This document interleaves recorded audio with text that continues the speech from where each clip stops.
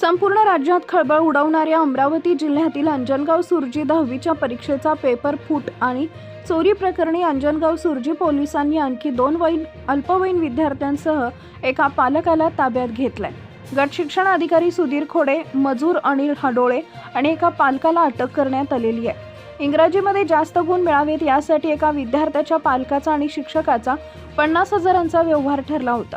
परंतु भरारी पथकासमोर संबंधित पर्यवेक्षकाने दाखवलेल्या वेंदळेपणामुळे बिंग फुटले। 10वीच्या या दोन्ही विद्यार्थ्यांना बालगृहात पाठवण्यात आले। याच प्रकरणातील आरोपी सुशील अभ्यंकर आणि एक पालक मात्र अद्यापही फरार आहेत। मुख्य आरोपी असलेले गट शिक्षण अधिकारी सुधीर खोडे याला तात्काळ निलंबित करण्यात आले असून या कारवाईमुळे एकच खळबळ उडाली आहे।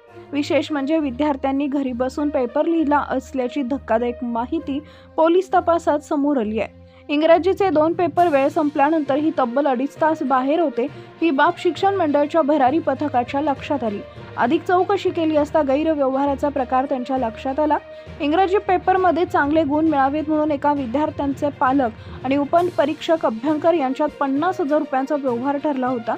या प्रकरणात गुन्हा दाखल असून दोघांना अटक करण्यात आली आहे। 10वीच्या विद्यार्थिनीला वेळ संपल्यानंतर अभ्यंकर यानं सेंटरवरून उत्तरपत्रिका काढून दिली होती।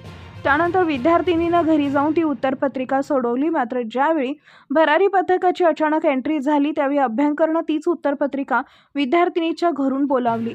त्यानंतर कस्टडी सेंटर असलेल्या महाविद्यालयाच्या गेटवर एकाकडे दिली होती अशी माहिती समोर आली आहे।